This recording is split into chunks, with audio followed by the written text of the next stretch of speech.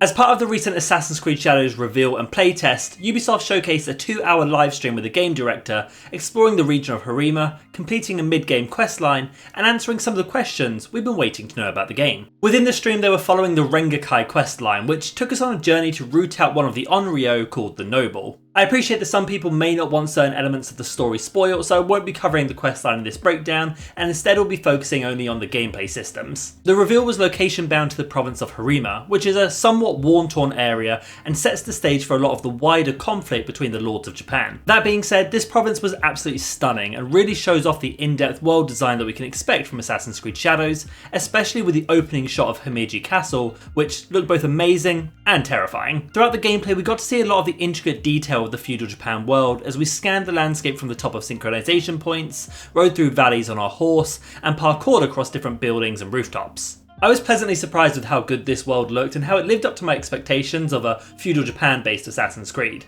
I'm also excited to see what the wider map has to offer, as we can see that some of these regions are distinctly different, including this one which is almost completely water. There were a lot of interesting things we got to see throughout Hirima, which added to the enriched feeling of exploration. We got to see completionist based locations such as temples, where you have to retrieve lost pages to unlock knowledge points. More on those later. As well as some simpler shrines where you can peacefully go and honour each shrine in turn to also gain a knowledge point. Although not showcased in Ubisoft's livestream, we did get to see some of the character-specific activities from other playtest participants. This includes Yasuke's kata learning, which involves performing a series of combat actions in the right sequence.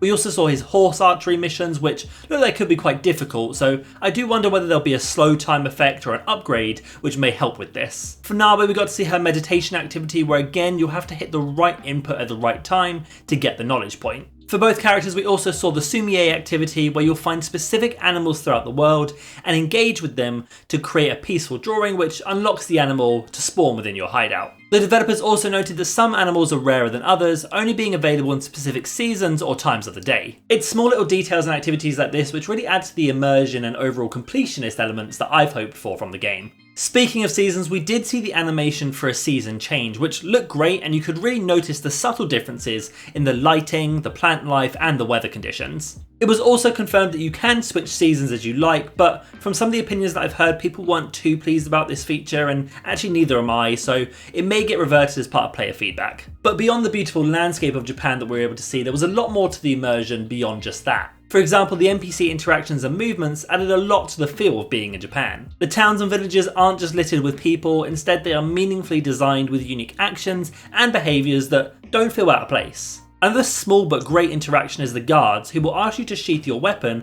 as you move about the world, where you'll have to acknowledge if you either want to comply or refuse, and they will respond accordingly. Also interestingly, the guards' approach will change whether they're speaking to the well-respected samurai Yasuke or the shinobi assassin Nabe. Within the stream we also got to see more about how the exploration systems will be used within the game, such as the scouts and objective board. Scouts operated just as we expected, being able to use them to reveal a portion of the map where you suspect a key objective to be, and give you a better indication of where you need to go. These scouts are limited though, as you can see from the pips here on the left, and will reset at the start of each season. The objective board also had some interesting detail to showcase the quests within the game, breaking down each objective more granularly than we originally saw, which I'm quite happy with because it really helps with the overall quest tracking that you'll want from the game. Now when it came to exploration, it was clear that Nawe is better suited due to her agility in parkour. However, you can freely switch between characters as you wish, and there are a few ways to do this. The simple way is to go into the menu and hold down the respective button, which will allow you to reload in as the other character in the exact same spot that you left. This is great if you get to a particular location or situation that is better suited for one character more so than the other, such as viewpoints which only Nawe can access, or some combat moments which Yasuke's tankiness would better serve. It is important to note that you cannot swap characters when in combat or in a restricted area, so make sure you make this choice beforehand. During missions you'll also get the option to choose which character you would like to tackle the next section in, and this occurs multiple times throughout the mission, so you're not locked into one character the whole time. I'm glad that they've added this in for a bit more player choice, and it was weaved in quite naturally into the dialogue, so it didn't feel clunky at all. The final way that you can swap characters though is through fast travelling, where there will be an option to fast travel as the other character, so you spawn in as them instead.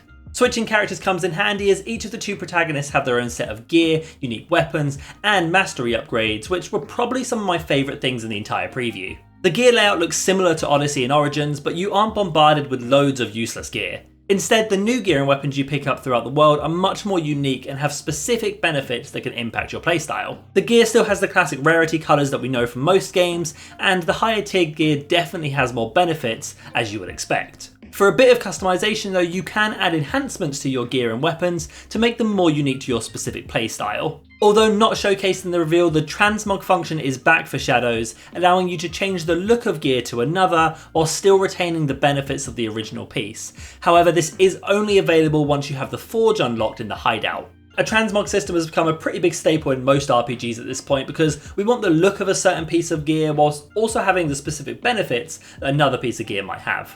As for the mastery system, this was further split out into specific skill trees for each character's weapons and playstyles. Nawe, for example, has a skill tree for each of her weapons, as well as a shinobi and assassin skill tree, whereas Yasuke has his weapons and a samurai skill tree. You level up your skill tree through knowledge points, which are obtained by completing main quests, completing side activities like we mentioned earlier, and other exploration-based activities throughout the world. Interestingly, knowledge is gained by both characters, but used separately, meaning if you complete an activity, both characters will get a knowledge point, but if you choose to spend that as Nawe, it won't affect Yasuke, so he can also spend that separately too. This is great because it means you won't be penalised for choosing one character more so than the other, especially for exploration, which I think Nawe is better suited to anyway. The mastery tree has both active abilities that you can unlock and assign, which are weapon specific, and passive upgrades to further enhance your overall skills. Abilities are locked behind different knowledge tiers, meaning you will have to gain a certain amount of overall knowledge to unlock the next rank. I personally really like the way this is set up, adding a lot more customization for you as the player to choose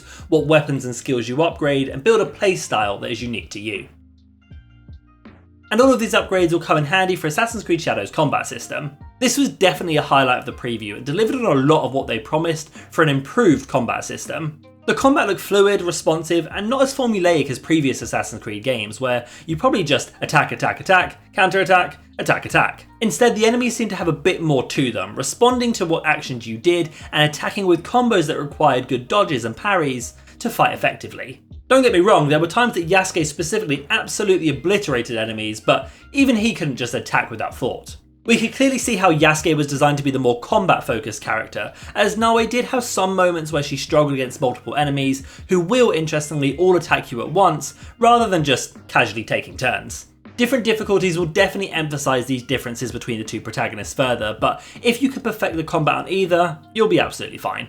Overall, the weapons looked fun. My personal favourites were probably the Naginata for Yasuke or the Tanto form for Nawe, as both of these felt like they were just sleek and effective, but I do look forward to getting my hands on all of them. Player feedback has been overwhelmingly positive about the combat system, and it truly does look like they delivered on what they set out to do. Some of the enemies also look like they would pose quite a good challenge, such as these very tanky guardians, who can pack out quite a lot of damage if you're not careful. Thankfully, the game doesn't look like it's going to hold your hand through the combat, with 4 different difficulties that you can choose from, and the hardest one posing quite a bit of a challenge, and as a Souls fan, I'm quite excited for that. The stealth was another aspect of the preview which got some very positive feedback, and it seems like one of the more advanced stealth mechanics that we've seen from the entire franchise. It seemed like you had to be much more intentional with your stealth, using both the visibility bar to guide you and making good use of eagle vision and observe to plan out your route. Whilst enemies will move on patrol paths, their detection systems are much more advanced, even peeking up onto rooftops, which can catch you out if you're not careful. They've put a lot more emphasis on you using the stealth systems they created, such as being invisible in the shadows, destroying light sources, and using the crouch or prone system to navigate around the map without being seen. Enemies will respond when they know you're around, hunting you down in pairs, signalling for reinforcements using the bell, or even turning lights back on in an attempt to thwart your stealthy ways.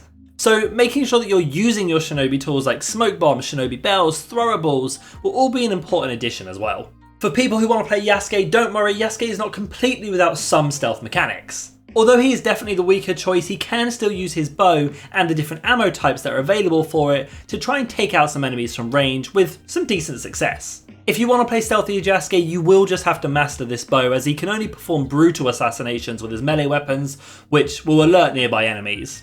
Other playtesters have said that the stealth system forces you to think and plan a lot more akin to something like a Splinter Cell or Hitman game, and it isn't just worth taking out every enemy in a location, as if you're not careful about moving bodies, you can alert enemies to your location.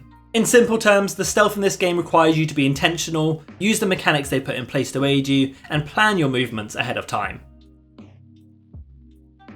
The parkour elements were the more divisive elements of the preview, with some people really enjoying it and others wishing it was more similar to the older Assassin's Creed games. In my opinion, I think this is the best parkour that we've seen from the RPG installments of the series, but the fluidity is definitely not at the level of Ezio or Arno, which, to be fair, had completely different bases for their parkour systems anyway. I thought that overall Naoe's movement looked good, and with the dive and slide additions, there's definitely a learning curve to the parkour in the game.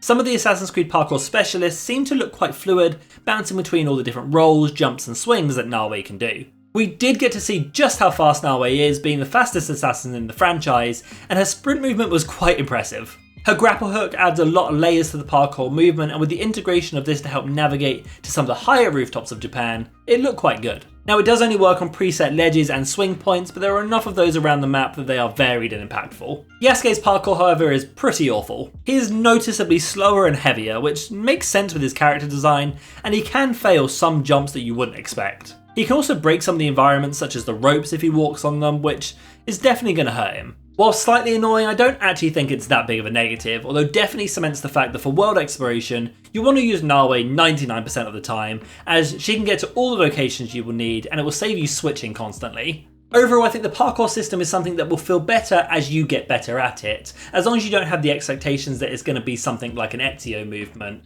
although it is definitely better than Valhalla. The last system that we previewed that I want to discuss is the recruits, as this looked great. As we know, there will be 6 shinobi recruits that we acquire throughout the game, each with their own missions and personalities, similar to the homestead missions from Assassin's Creed 3. We got to see 2 of these recruits in action being summoned throughout the preview, and they had quite significant benefits to the gameplay. We had Yaya, a warrior monk, who would be summoned to assist in combat, pushing enemies around, knocking them down, and even knocking them out. The other recruit that we saw was Yagoro, who is a shinobi that can throw kunai from the shadows to take down specific enemies. We do know that the recruits can be upgraded, improving their abilities, and all recruits can be used across both characters. I think the recruits are going to be a great addition to the game and really customise the gameplay loop of both stealth and combat. The Ubisoft stream and the rest of the playtest footage really did give us some great insight into the world of Assassin's Creed Shadows. Sure, there will still be a few hitches and bugs along the way, but with 2 months of development still to come, I'm confident that a lot of these issues will be worked out in time. Overall, the gameplay looks solid, especially the combat and stealth systems, and more importantly to me, the world looks exactly like what I wanted from a Japan-based Assassin's Creed, with unique RPG elements to really let you get immersed in your personal playstyle. Let me know your thoughts on everything we've seen so far, and if you want more breakdowns, news and guides, then hit the like button on this video and subscribe to the channel, and I'll see you in the next one.